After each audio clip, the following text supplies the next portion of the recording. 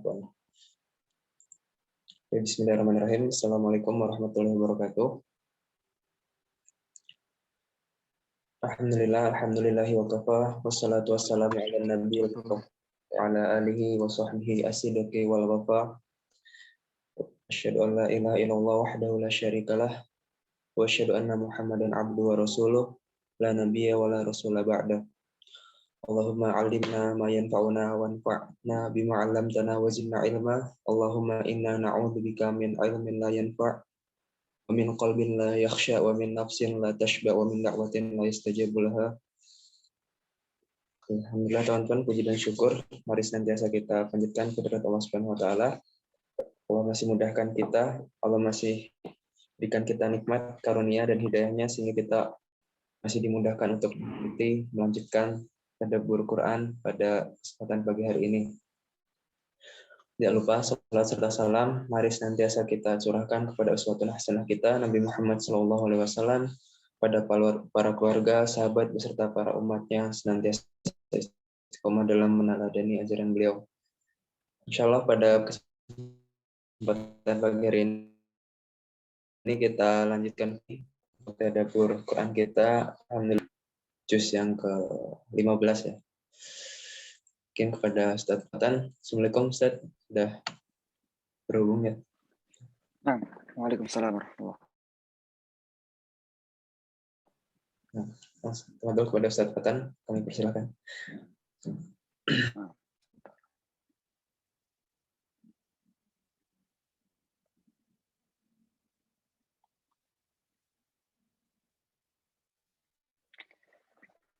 Bismillahirrahmanirrahim. Alhamdulillahi rabbil alamin. Hamdan katsiran thayyiban barakan fihi, illallah wahdahu la syarika lah. Wa asyhadu anna Muhammadan abduhu wa rasuluhu la nabiyya wa la rasula ba'dah. Allahumma shalli ala Muhammad wa ala ali Muhammad kama shallaita ala Ibrahim wa ala ali Ibrahim innaka Hamidum Majid. Wa barik ala Muhammad wa ala ali Muhammad kama barakta ala Ibrahim wa ala ali Ibrahim innaka Hamidum Majid. Alhamdulillah, segala puji bagi Allah Subhanahu wa taala. Senantiasa kita mensyukuri nikmat dan karunia yang diberikan kepada kita berupa nikmat iman, hidayah, kesempatan dan juga kesehatan. Dengan nikmatnya kita bisa bersama-sama ya bermajlis dalam majelis ilmu yang semoga Allah Subhanahu wa taala berkahi.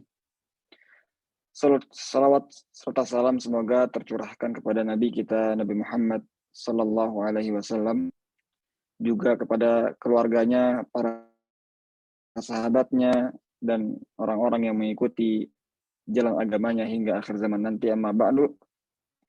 Alhamdulillah kita sudah mencapai pertengahan bulan Ramadan. Dan itu artinya setengah dari bulan Ramadan telah meninggalkan kita. Zahaba nisfu Ramadan, nisfu tsani zahab. Telah pergi meninggalkan kita setengah bulan Ramadan. Dan setengahnya lagi adalah emas yang berharga bagi kita.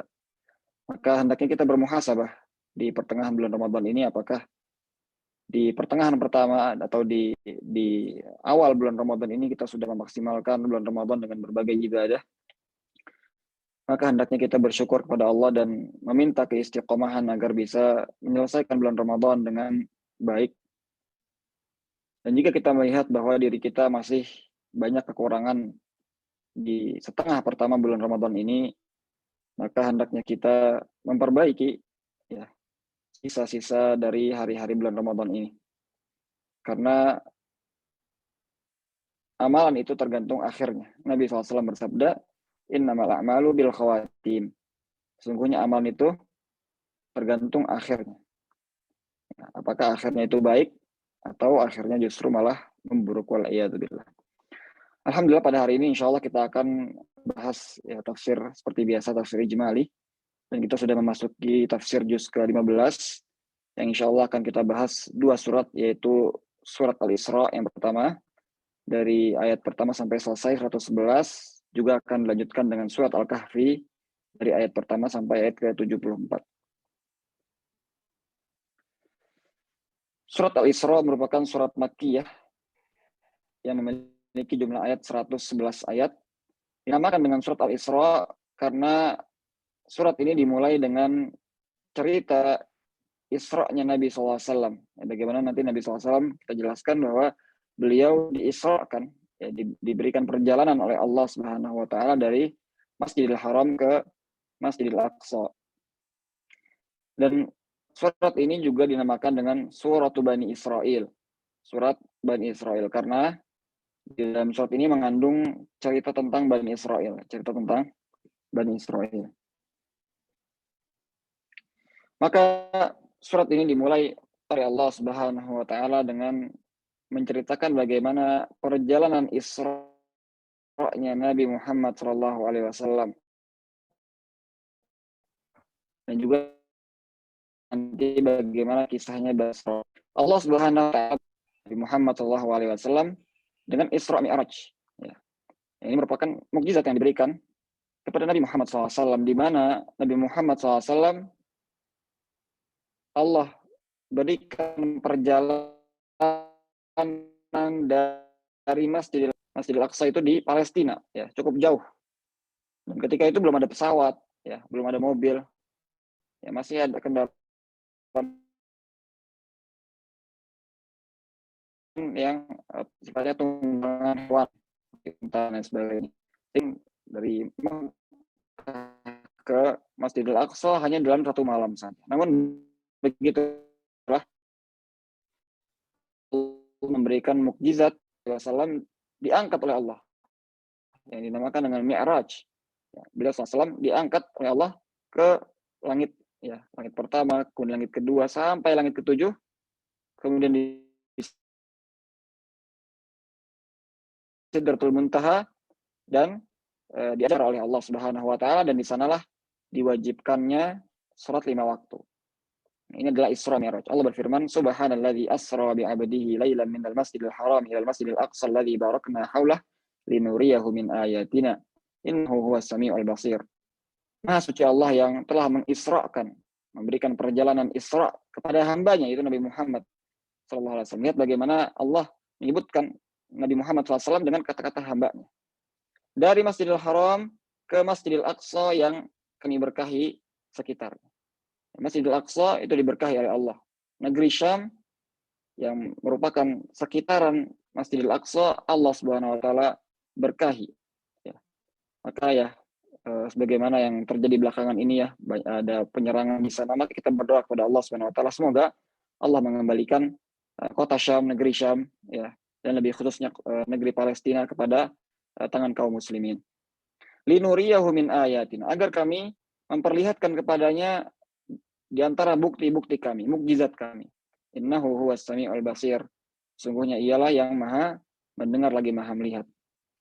Kemudian Allah menyebutkan kemuliaan yang ia berikan kepada nabi lainnya, yaitu Nabi Musa alaihissalam, dengan memberikan Taurat. Wa ataina Musal kitaba wa ja'alnahu hudal li bani Israil alla tattakhidhu min duni wakila. Dan kami berikan kepada Nabi Musa Alkitab, yaitu Taurat, ya, sebagai hidayah bagi Bani Israel. Dan dalam Al-Quran sering sekali dikisahkan tentang Nabi Musa alaihissalam. Dan dalam ayat ini disebutkan antara kemuliaan Nabi Muhammad dengan Isra Mi'raj, dan disebutkan kemuliaan Nabi Musa dengan Taurat. Ya. Karena dua nabi ini, Nabi Muhammad SAW dan juga Nabi Musa, merupakan dua nabi dengan syariat yang termulia. Juga dengan kitab yang termulia, dengan umat yang terbanyak. Ya, jadi nabi yang paling banyak umatnya adalah Nabi Muhammad SAW. Kemudian yang kedua adalah Nabi Musa alaihissalam. Bani Israel, kaum Nabi Musa, pengikutnya Nabi Musa itu juga sangat banyak sekali. Kemudian Allah ceritakan bahwa Allah telah menetapkan kepada Bani Israel bahwa mereka akan berbuat kerusakan di bumi 2 kali. Qadaina ila bani Israila fil kitabi la tufsidunna fil ardi marratain wa la ta'lunna 'uluwan kabira. Engkau akan berbuat kerusakan di bumi 2 kali. Dan engkau akan merasa tinggi. Maka yang pertama, Allah Subhanahu Wa Taala, ya, kalahkan mereka dari kaum kafir yang kuat, yaitu dari ahli Irak atau ahli Jazirah. Kemudian setelah itu Allah berikan lagi kemenangan bagi mereka Allah berikan nikmat kepada mereka, namun kemudian akhirnya mereka kufur kembali untuk kedua kalinya. Maka Allah kalahkan lagi mereka. Dan begitulah Bani Israel ya, sampai sekarang mereka terus berbuat kerusakan di muka bumi. Ya. Dan mereka pun akan dikalahkan oleh Nabi Muhammad SAW dan juga para sahabatnya. Dahulu ketika Nabi Muhammad SAW masih hidup dan sampai sekarang pun ya Allah telah menjanjikan bahwasanya kemenangan itu milik orang-orang yang bertakwa, milik orang-orang Islam. Oleh karena kita minta kepada Allah Subhanahu wa taala kemenangan tersebut. Ya, terutama di bulan Ramadan ini di mana ya doa hamba-hamba Allah itu diijabah, didengar dan diijabah. Maka jangan sampai kita melupakan saudara-saudara kita yang ditindas ya, yang dizalimi oleh Bani Israel ya, sehingga kita meminta kepada Allah Subhanahu wa taala pertolongannya. Kemudian dalam surat ini juga Allah Subhanahu wa taala menyebutkan berbagai hikmah-hikmah kepada hamba-hambanya. Allah berfirman, wa qada rabbuka, dan Allah telah dan Rabbmu telah menetapkan berbagai hukum-hukum kepada hambanya. Yang pertama, alla ta'budu illa iyyah, agar janganlah kamu menyembah kecuali kepada Allah Subhanahu wa taala. Selalu tauhid diutamakan. Kita sudah sampai ke juz 15, kita lihat sendiri ya, bagaimana Al-Qur'an isinya kebanyakan tauhid. Kebanyakan tentang mengesahkan Allah Subhanahu wa taala dan melarang manusia dari berbuat kesyirikan.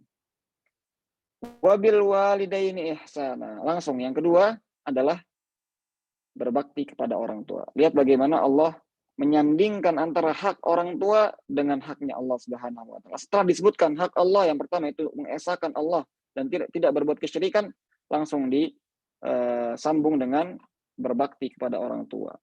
Imma yablughanna indakal kibara ahaduhuma aw kilahuma fala taqul lahumu uff wala tanharhuma wa qul lahumu qawlan karima. Kalau di antara orang tua kita ada yang sudah besar, sudah tua, kemudian ya salah satu atau keduanya, maka janganlah berkata berkata kepada orang tua, dan jangan menghardik mereka, dan berkatalah kepada mereka perkataan yang mulia. Wakhfid lahuma janahadz dzulli minar rahmati wa qur rabbirhamhuma kama rabbayani shaghira. Dan tundukkan dirimu di hadapannya juga dengan rahmat ya. Dan berdoalah kepada mereka, ya Allah, ampunilah dan rahmatilah mereka sebagaimana dahulu mereka mendidik kami ya, ketika kecil. Kemudian juga diantaranya Allah menyebutkan tentang menyantuni kerabat, orang miskin, ibnu sabil, serta larangan tabdzir. Allah berfirman, wa atidzal qurba haqqahu wal miskina wa ibnas sabili wa la tubadzir tabdzira. Berikanlah hak harta kepada kerabat serta orang miskin dan ibnu sabil, serta janganlah berbuat mubazir, ya, membuang-buang harta. Kemudian Allah juga memerintahkan kita untuk bersikap pertengahan dalam berinfak. Wala taj'al yadaka maghlulatan ila unuqik wala tabsutha kullal basti fataq'uda maluman mahsura. Jangan engkau ikat tanganmu ke lehermu, sehingga artinya jangan kamu bersikap pelit dan tidak mau berinfak ya.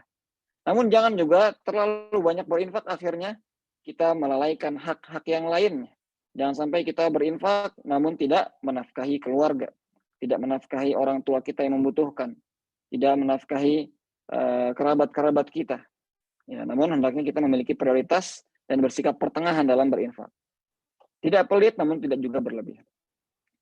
Allah juga melarang kita untuk membunuh anak-anak karena kemiskinan. Allah berfirman, wala taqtulu auladakum khasyata imlaq nahnu narzuquhum wa iyyakum. Janganlah kalian membunuh anak-anak kalian karena takut kemiskinan. Kami yang akan memberikan mereka rezeki dan juga memberikan kalian rezeki. Allah jamin rezeki tersebut. Dan ayat seperti ini ada dua dalam Al-Qur'an ya. Wala taqtulu auladakum khasyata imlaq. Dalam ayat yang lain, wala taqtulu auladakum min imlaq. Ya, jadi karena takut kemiskinan atau memang karena miskin. Ya, jadi meskipun seorang orang tua itu miskin atau dia belum miskin tapi takut miskin kalau dia punya anak, maka dua-duanya Allah SWT larang. Ya, dan Allah jamin, nahnu narzuquhum wa iyyakum. Kami akan memberikan mereka rezeki dan kami akan memberikan kalian rezeki. Dalam ayat lain dibalik, nahnu narzuqukum wa iyyahum. Kami yang akan memberikan kalian rezeki dan kami akan berikan rezeki kepada mereka. Jangan takut kepada kemiskinan ya ketika kita memiliki anak. Dan juga Allah sebutkan tentang larangan mendekati zina. Wala taqrabuz zina innahu kana fahisyatan wa sa'a sabila. Dan janganlah kalian mendekati zina. Artinya kita dilarang untuk berzina dan dilarang mendekati sebab-sebab berzina. Dilarang melihat yang Allah Subhanahu wa taala larang, ya. Jangan kita melihat, jangan kita pendengaran, karena zina itu ada zina mata, ada zina pendengaran, dan zina-zina yang lainnya. Kita jauhi semua hal-hal yang bisa menjerumuskan kepada perzinahan. Begitulah Islam, memiliki sadduz dzara'i', memiliki tahap-tahap pencegahan. Ya. Setiap dosa itu besar, maka tahap pencegahannya pun semakin banyak. Ya. Tauhid dan kesyirikan adalah dosa yang paling besar. Maka Allah berikan ya tahap-tahapan. Tidak boleh kita bersujud kepada selain Allah, tidak boleh kita menyembelih pada selain Allah dan lain sebagainya. Begitu juga berzina, dosa yang sangat besar sekali. Maka Allah berikan ya banyak larangan-larangan ya pencegahan. Janganlah kita mendekati zina. Dan juga janganlah kita membunuh ya wala taqtulun nafsal lati haramallahu illa bil haqq. Dan janganlah kalian membunuh jiwa yang Allah haramkan kecuali dengan hak. Kemudian juga ada larangan memakan harta anak yatim. Wala taqrabu malal yatimi illa billati hi ahsanu hatta yablugha asyudda. Janganlah kamu memakan harta anak yatim. Juga ada larangan, juga ada perintah untuk memenuhi timbangan serta larangan dari berbuat kecurangan. Wa auful kaila idza kiltum wazinu bil qistasil mustaqim. Dan penuhilah takaran dan juga timbangan, dan menimbanglah dengan timbangan yang lurus, yang rata, ya. Jangan timbangannya itu bengkok sehingga kita berbuat curang. Dan jangan ikuti yang tidak kamu ketahui. Wala taqfu ma laysa laka bihi ilm. Inna sam'a wal basara wal fuada kullu ulaika kana anhu mas'ula. Jangan kita berkata tanpa ilmu. Jangan kita berbuat apapun tanpa ilmu. Ya, karena sesungguhnya pendengaran, penglihatan, dan juga hati, semuanya itu akan ditanyakan dan dipertanggungjawabkan di hari kiamat. Dan yang terakhir, janganlah kita sombong. Wala tamshi fil ardi maroha. Janganlah berjalan di muka bumi dengan sombong. Kemudian di akhirnya Allah mengatakan, dzalika mimma auha ilaika rabbuka minal hikmah wala taj'al ma'allahi ilahan akhar fatulqa fi jahannam maluman madhura. Itulah di antara yang Allah Subhanahu wa taala wahyukan kepada kalian dari hikmah-hikmahnya. Ya, hikmah-hikmah dari Allah Subhanahu wa taala. Kemudian dalam surat ini juga disebutkan berbagai kemuliaan Al-Qur'an. Ya, di antaranya Allah katakan bahwa Al-Quran ini memberikan petunjuk kepada setiap akhlak dan akidah yang paling baik serta adil. Allah berfirman, Inna hadzal Qur'ana yahdi lillati aqwam. Sesungguhnya Al-Quran ini memberikan hidayah, memberikan petunjuk kepada yang paling lurus dalam segala hal. Dalam akhlak, Al-Quran ini memberikan kepada kita akhlak-akhlak yang paling mulia. Dalam akidah, Al-Quran memberikan kita keyakinan dan akidah yang paling lurus. Dalam hukum-hukum, Allah berikan dalam Al-Quran ini hukum-hukum yang paling adil. Dalam segala aspek, Al-Quran memberikan petunjuk kepada yang paling lurus dan yang paling baik. Dan juga Allah sebutkan bahwasanya dalam Al-Quran ini, Allah berikan kepada kita berbagai macam hal, bukti-bukti tauhid, hukum-hukum, permisalan-permisalan, kisah umat-umat sebelum kita, semuanya agar kita mengambil pelajaran. Allah berfirman, وَلَقَدْ صَرَّفْنَا فِي هَذَا الْقُرْآنِ لِيَذَّكَّرُوا وَمَا يَزِيدُهُمْ إِلَّا نُفُورًا. Dan kami telah berikan kepada kalian berbagai macam hal ya dalam Al-Quran agar kalian mau berpikir, agar kalian mau mengingat Allah Subhanahu wa taala, mengambil pelajaran. Dan juga Allah berfirman dalam ayat ke-89,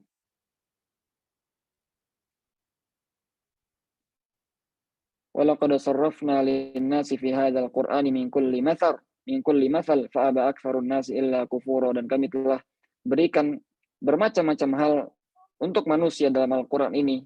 Ya, di antaranya adalah permisalan-permisalan. Bagaimana Allah memisalkan tentang kehidupan dunia, memberikan permisalan terhadap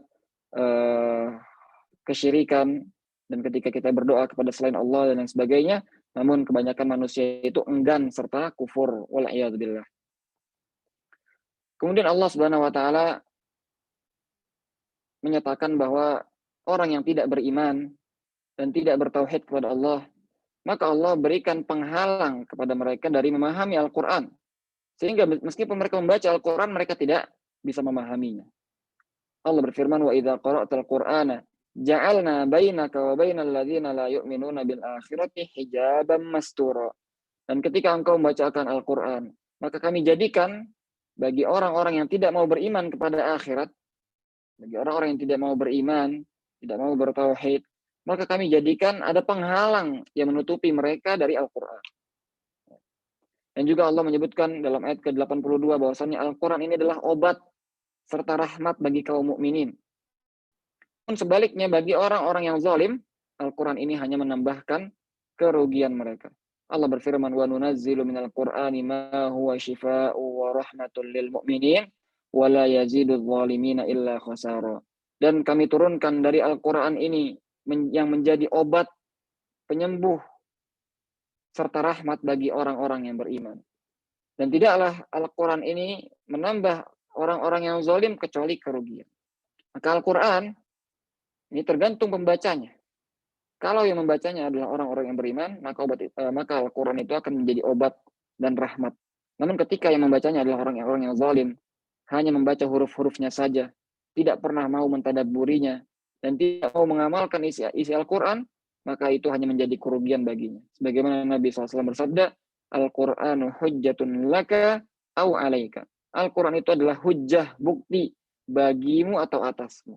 Bagimu di hari kiamat nanti akan menjadi syafaat bagi kita ketika kita benar-benar membaca Al-Quran dan mentadabburinya serta mengamalkan. Namun bisa juga jadi alaika, atasmu, ketika kita membaca Al-Quran itu tidak ikhlas kepada Allah Subhanahu wa taala, tidak berusaha untuk mentadabburi isinya dan tidak berusaha untuk mengamalkannya. Maka itu akan menjadi kerugian justru di hari kiamat nanti. Kemudian juga Allah Subhanahu wa taala menyebutkan bahwa Al-Quran itu turun membawa wabil haqqi anzalnahu wabil haqqi nazal. Dan dengan kebenaranlah kami turunkan Al-Quran, dan Al-Quran turun dengan kebenaran. Dan Allah juga sebutkan bahwa Allah menurunkan Al-Quran secara berangsur-angsur. Jadi Al-Quran ini tidak datang langsung 30 juz turun kepada Nabi Muhammad SAW, tidak. Namun turun sebagian ayat, sebagian surat, tergantung dari kondisi yang dihadapi oleh Nabi Muhammad SAW. Tujuannya agar dibaca oleh Nabi Muhammad SAW dan umatnya dengan perlahan dan dengan tadabbur. Allah berfirman dalam ayat 106, wa qur'ana faraqnahu litaqra'ahu 'alan nasi 'ala mukthi wa nazzalnahu tanzila. Dan Al-Qur'an yang kami turunkan kepadamu secara berangsur-angsur. Ya, satu ayat diturunkan, satu surat diturunkan, ya. Allah turunkan secara berangsur-angsur agar engkau membacanya kepada manusia 'ala mukth. Ya, dalam tafsiran 'ala tu'adah, ya. Agar membaca Al-Quran dengan pelan-pelan, ya, tidak tergesa-gesa, dibaca, kemudian ditadabburi, diamalkan. Wa nazzalnahu tanzilan, dan kami turunkan dengan sebenar-benarnya. Dengan demikian selesailah tafsir kita dalam surat Al-Isra, dan kita masuk kepada surat selanjutnya, itu surat Al-Kahfi. Dan surat Al-Kahfi ini juga merupakan surat Makkiyah. Jumlah ayatnya ada 110. Dinamakan dengan surat Al-Kahfi, yang artinya gua, ya, karena nanti ada kisah tentang Ashabul Kahfi, ya, para pemuda Ashabul Kahfi. Dan di antara keutamaan surat Al-Kahfi ini adalah dalam sebuah hadis diriwayatkan oleh Imam Muslim rahimahullah, Nabi SAW bersabda, barang siapa yang menghafalkan 10 ayat pertama dalam surat Al-Kahfi, maka dia akan dijaga dari fitnah Dajjal. Ya. Lihat bagaimana ya, keutamaan yang sangat agung sekali, ya. Siapa yang menghafalkan 10 ayat pertama akan dijaga dari fitnah Dajjal. Dalam riwayat lain disebutkan 10 ayat terakhir. Ya, maka kalau kita mau lebih aman, kita hafalkan 10 ayat pertama dan 10 ayat terakhir. Kalau mau lebih aman lagi, hafalin semua satu surat, ya. Satu surat kita hafalkan. Dan juga di antara keutamaannya adalah dalam hadis riwayat Al-Hakim dan yang lainnya, Nabi SAW mengatakan bahwa siapa yang membaca surat Al-Kahfi di hari Jumat, maka akan diberikan cahaya oleh Allah. Oleh karenanya surat Al-Kahfi ini senantiasa kita ulang-ulang, ya, dalam setiap Jumatnya. Allah Subhanahu wa taala dalam surat Al-Kahfi ini menyebutkan kisah Ashabul Kahfi. Ashabul Kahfi adalah mereka sekumpulan pemuda yang beriman kepada Allah Subhanahu wa taala. Allah berfirman dalam ayat 13, "Innahum fityatun amanu bi rabbihim wa zidnahum huda." Mereka lah para pemuda yang beriman kepada Rabb mereka. Dan kami tambahkan wa ta'ala itu Allah akan tambahkan bagi orang-orang yang beriman. Maka Ashabul Kahfi ini adalah pemuda ya, para pemuda yang beriman kepada Allah. Dan Allah teguhkan hati mereka untuk berdakwah kepada kaumnya yang ketika itu menyekutukan Allah Subhanahu wa taala. Dalam ayat ke-14, "Warabatna 'ala qulubihim id qamu faqalu rabbuna rabbus samawati wal ard lan nad'uwa min dunihi ilaha laqad qulna idzan syatata." Mereka mengatakan berdakwah kepada kaumnya, Rabb kami adalah Allah Subhanahu wa taala, Rabbnya langit dan bumi. Ya, kami tidak akan berdoa dan tidak akan beribadah kepada selainnya. Haula'i qaumun attakhadhu min dunihi alihah laula ya'tuna 'alaihim bisultanin bayyin. Mereka kaum kami yang menyembah selain Allah, menjadikan sesembahan-sesembahan selain Allah. Kalau saja mereka bisa mendatangkan bukti terhadap apa yang mereka lakukan dan mereka sembah. Ya. Namun kemudian kaumnya menolak dakwah mereka dan mengucilkan serta mengancam akan membunuh mereka. Akhirnya mereka mengasingkan diri di gua. Ya. Dalam ayat ke-16 Allah berfirman, "Wa idza tazaltumuhum wa ya'buduna illallah fa'u ilal kahfi yanshur lakum rabbukum mir rahmatih wa yuhayyi lakum min amrikum mirfaqa." Ya, Allah perintahkan untuk mengasingkan diri mereka ke gua ya, dan Allah SWT menjamin bahwa Allah akan memberikan rahmatnya kepada mereka. Dan mereka pun meminta rahmat kepada Allah Subhanahu wa taala. Id awal fityatu ilal kahfi faqalu rabbana atina min ladunka rahmah wa hayyi lana min amrina rasyada. Ya Allah, berikanlah rahmat-Mu kepada kami dan berikanlah petunjuk dalam urusan-urusan kami. Maka kemudian Allah menyuruh mereka untuk mengasingkan diri mereka ke gua. Kemudian setelah mereka berada di gua, Allah tidurkan mereka. Selama 309 tahun, bayangkan 309 tahun lamanya mereka Allah Subhanahu wa taala tidurkan. Dan selama itu Allah jaga mereka. Jaga mereka di dalam gua. Di antaranya Allah palingkan matahari dari mereka. Ya.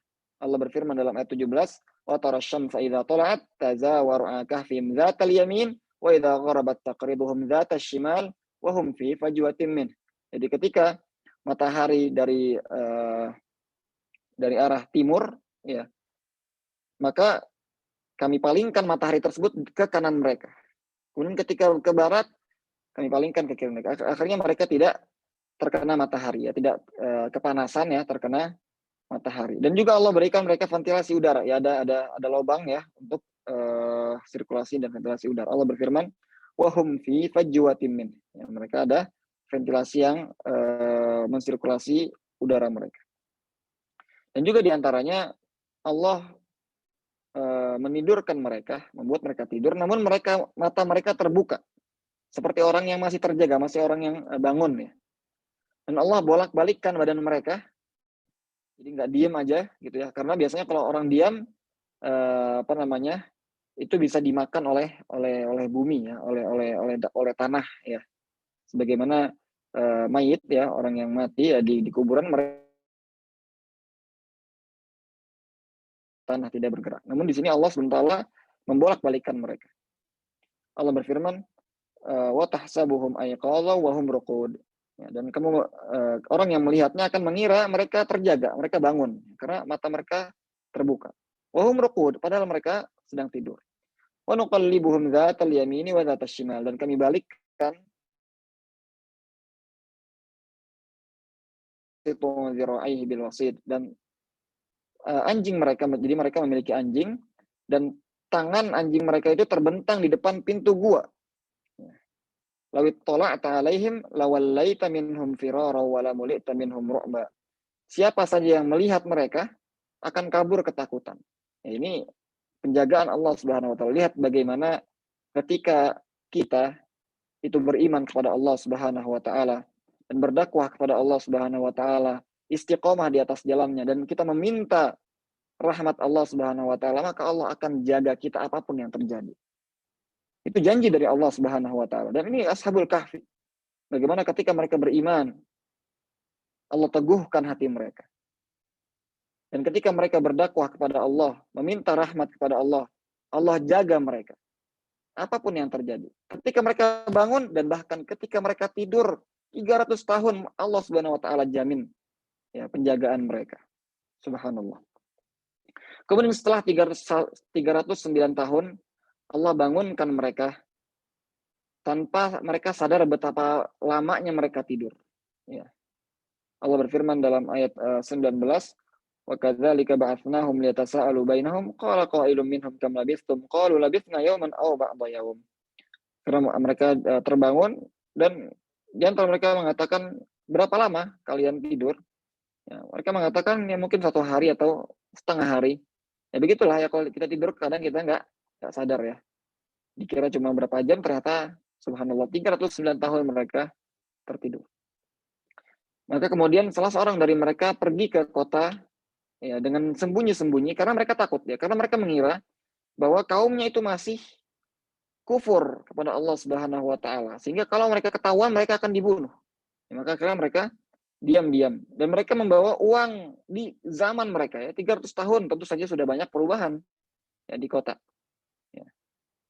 Dan di antara yang disebutkan juga bahwa ternyata setelah 309 tahun itu kaum mereka telah beriman kepada Allah Subhanahu wa taala. Yang sebelumnya ya ketika mereka sebelum tidur itu kaumnya masih kufur dan berbuat syirik kepada Allah sehingga mengancam mereka untuk dibunuh, namun ketika zaman tersebut sudah berubah menjadi orang-orang yang beriman.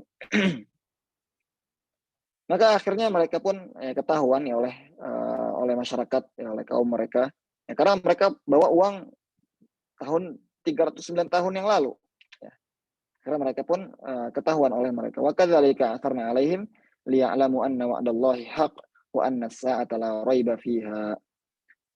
Dan akhirnya mereka pun ya ketahuan ya diketahui oleh masyarakat ketika itu agar mereka mengetahui bahwasannya janji Allah itu maha benar. Janji Allah itu maha benar ya.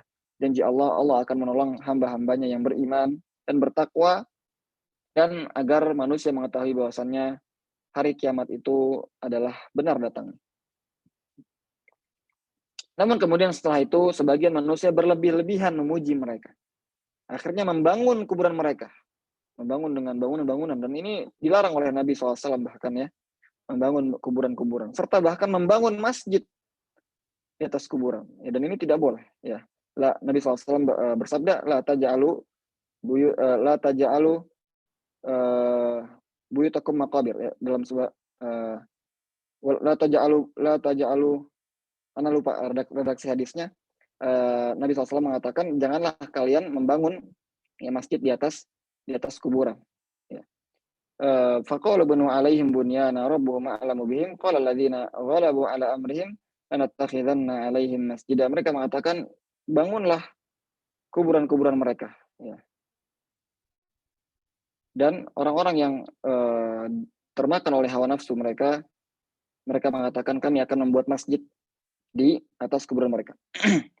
Dan saat ini Allah Ta'ala alam ya gua Ashabul Kahfi ini di mana, karena banyak sebagian negara yang mengaku ya Ashabul Kahfi itu ada di sana.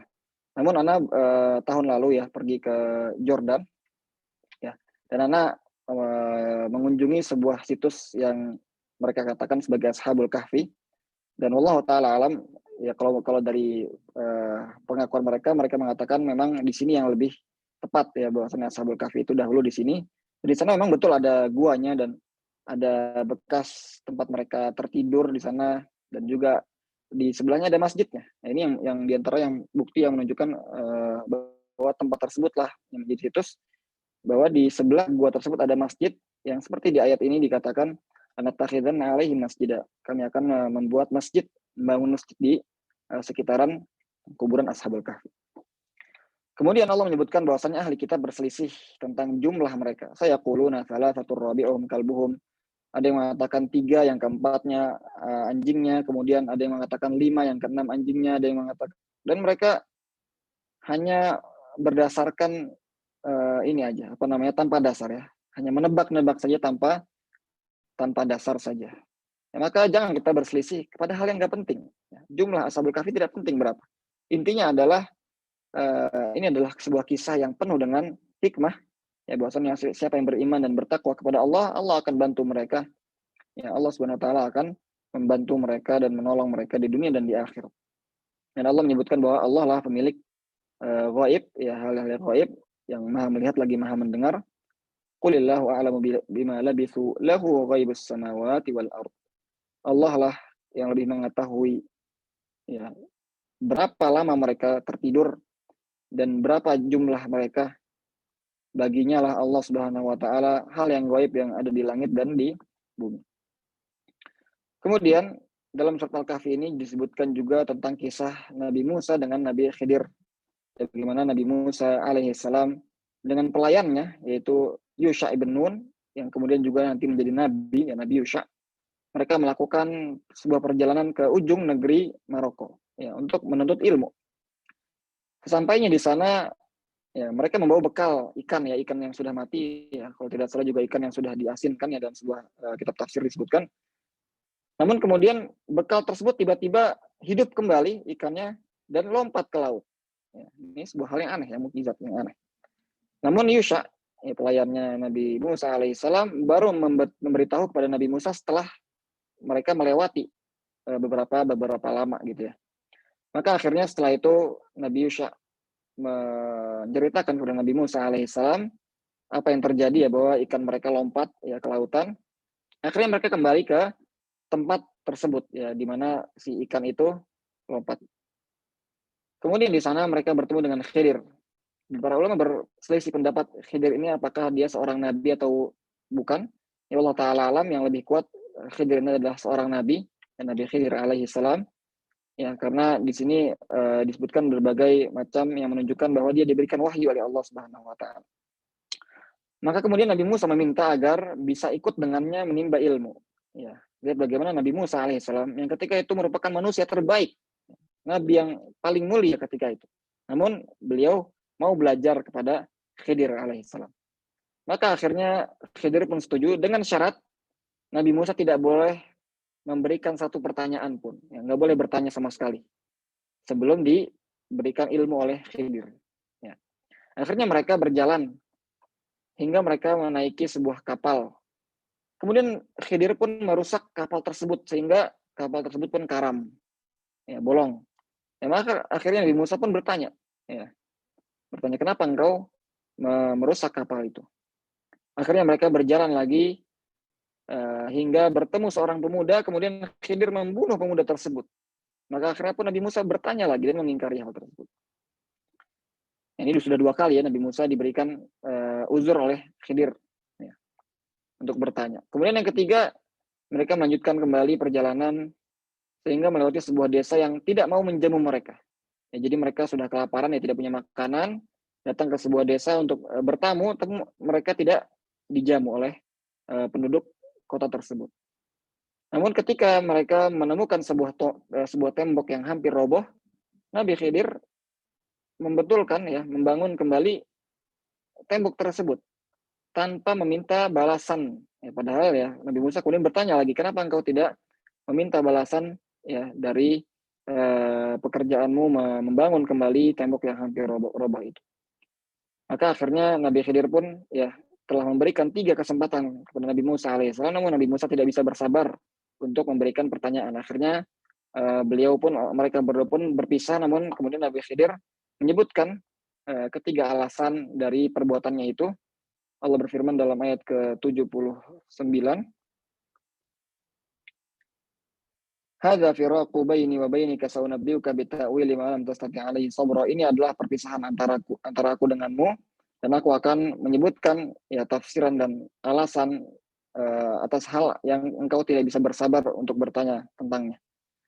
Adapun kapal yang aku naiki kemudian aku rusak, maka fakanat limasakin ya'maluna fil bahri fa aradtu an a'ibaha wa kana wara'ahum malikun ya'khudhu kulla safinatin ghasba. Kapal itu milik seorang yang miskin, dan aku ingin rusak sedikit saja. Jadi sama Khidir hanya dirusak sedikit saja si kapal ini. Kenapa? Karena di depan mereka ada seorang yang zalim yang mengambil kapal-kapal manusia. Jadi kalau kapalnya masih bagus, takutnya diambil nanti sama orang zalim ini. Khidir pun merusak sedikit agar tidak diambil. Wa ammal ghulamu fakana abawahu mu'minaini fa khashina ay yurhiqahuma tughyana wa kufra fa aradna ay yubdilahuma rabbuhuma khairan minhu zakata wa aqraba rahman. Adapun pemuda yang aku bunuh itu, dia merupakan seorang yang kufur kepada Allah, sedangkan kedua orang tuanya itu beriman. Dan aku takut ya karena kecintaan kepada Allah Subhanahu wa taala. Namun ini adalah kekhususan ilmu yang diberikan oleh Allah kepada Khidir ya, alaihi salam. Kemudian yang ketiga, wa ammal jidaru fa kana li ghulamaini yatimaini fil madinati wa kana tahtahu kanzul lahumā wa kana abuhuma shalihan fa arada rabbuka ay yablugha ashuddahuma wa yastakhrija kanzahuma rahmatan min rabbik. Adapun tembok yang hampir roboh yang aku bangun kembali tanpa balasan ya, tanpa meminta upah. Sesungguhnya tembok itu milik dua anak yatim yang ada di kota ya. Dan dahulu bapak mereka itu orang yang soleh. Ya, sehingga aku ingin membantu mereka agar di balik tembok itu ada harta milik mereka. Ya, dari bapaknya ada harta milik mereka, sehingga kalau roboh harta tersebut akan hilang. Lihat bagaimana bapak yang baik akan memberikan ya dampak keberkahan yang baik kepada anak-anaknya. Maka itulah kisah Nabi Musa dengan Khidir ya, Nabi Khidir. Di antara hikmahnya adalah kegigihan menuntut ilmu dan melakukan safar untuknya. Lihat bagaimana Nabi Musa melakukan perjalanan yang jauh dari Mesir ya untuk menuntut ilmu. Dan juga pentingnya bersabar dalam menuntut ilmu ya. Man lam yasbir ala dzullit ta'limi baqiya fi imayatil jahalah wa man sabara 'alaiha ala amruhu ila izzid dunya wal akhirah. Barang siapa yang tidak bersabar dalam menuntut ilmu, maka ia harus bersabar untuk jahil seumur hidupnya. Dan barang siapa yang bisa bersabar dalam menuntut ilmu, maka hal tersebut akan membawanya kepada kemuliaan dunia dan akhirat. Dan juga di antara hikmah kisah ini bagaimana seorang yang lebih utama, Nabi Musa alaihissalam, belajar dari yang di bawahnya. Maka tidak boleh kita sombong. Bagaimanapun kita memiliki ilmu, tentu saja masih ada banyak ilmu yang tidak kita ketahui. Dan juga di antara hikmahnya adalah pemberian rukhsah atau keringanan 3 kali, di mana Nabi Khidir memberikan keringanan kepada Nabi Musa ya selama sebanyak 3 kali. Dan juga adab berguru serta mengikuti perintah guru. Lihat bagaimana Nabi Musa alaihissalam berusaha untuk mengikuti perintah gurunya ketika itu, yaitu Nabi Khidir, dan beradab kepadanya. Dan lihat bagaimana kesolihan seorang bapak itu akan membawa berkah kepada anak-anaknya. Bahkan dalam sebagian kitab tafsir dikatakan bahwa ini bukan bapaknya langsung, tapi bapak ke-7 ya, kakeknya, buyutnya. Ya, yang merupakan seorang yang soleh ini adalah kakek yang ke-7-nya. Ya, jadi itu membawa keberkahan 7 keturunan ke bawah ke anak. Maka kalau kita mau ya diberikan keturunan-keturunan yang soleh dan diberikan kebaikan kepada anak keturunan kita, hendaknya kita menjadi hamba-hamba Allah yang soleh. Dengan demikian selesailah tafsir juz ke-15 ini. Ya, jika ada kesalahan Anda mohon maaf. Semoga Allah SWT memberikan kita taufik dan hidayahnya agar senantiasa bisa mentadabburi setiap ayat-ayatnya dan mengamalkan isi kandungan Al-Quran. Kita cukupkan kajian kita pada hari ini. Insya Allah akan kita lanjutkan di tafsir juz ke-16 besok hari insya Allah. Hadza wa sallallahu ala nabiyina Muhammadin walhamdulillahi rabbil alamin. Ana kembalikan kepada moderator. Nah. Baik, jazakumullah khairan Ustaz atas penyampaian materinya. Alhamdulillah teman, kita selesai pembahasan tafsir juz 15, tafsir ijmali juz 15 pada pagi hari ini. Oke, sedikit review dari yang disampaikan kesempatan tadi, bahwa dalam juz 15 ini itu dibahas dua surat yaitu surat Al-Isra dan juga surat Al-Kahfi sampai ke ayat 83. Dalam surat Al-Isra ini dijelaskan bagaimana kisah Isra Mi'rajnya Nabi Muhammad SAW dan juga kisah Bani Israel. Di antara kemudian juga ada hikmah-hikmah dari diturunkannya wahyu ilahi, berbagai hukum Allah dijelaskan di sini seperti tauhid, perintah bakti kepada orang tua, perintah menyantuni kerabat, orang miskin, kemudian juga bagaimana harus kita berinfak dengan pertengahan ya, tidak berlebihan dan juga tidak sedikit. Kemudian juga larangan membunuh orang dan juga memakan harta, tidak boleh harta anak yatim, larangan untuk berbuat sombong dan juga tidak ikut-ikut dengan hal-hal yang tidak kita ketahui. Kemudian juga dijelaskan bagaimana kemuliaan Al-Quran ini. Kemudian juga selanjutnya yaitu surat Al-Kahfi. Di surat Al-Kahfi ini dijelaskan bagaimana kisah Ashabul Kahfi, yaitu para pemuda yang berdakwah di jalan Allah, kemudian menunjukkan juga kekuasaan Allah yang mampu menidurkan mereka selama ratusan tahun, 309 tahun lamanya. Kemudian juga dijelaskan di sini bahwa orang-orang Bani Israel memperdebatkan hal-hal yang tidak penting, yang tidak selayaknya kita contoh. Memperdebatkan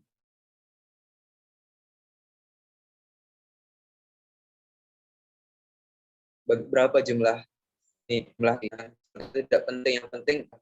Kemudian juga dijelaskan bagaimana kisah Nabi Musa dan Nabi Khidir, bagaimana hikmahnya adalah diantaranya kita harus gigih dalam menuntut ilmu, sabar dalam menuntut ilmu, dan juga memiliki adab kepada guru ya, mengikuti perintah guru, dan juga kesolehan bapak, kesolehan orang tua itu kelak akan membawa berkah kepada anaknya.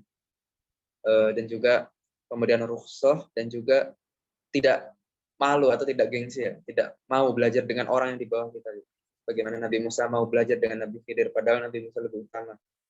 Seperti itu saja mungkin sedikit review dari saya. Wallahu a'lam. Mungkin kita cukupkan dengan doa kafaratul majelis. Subhanakallahumma wa bihamdik, asyhadu an la ilaha illa anta, astaghfiruka wa atubu ilaik.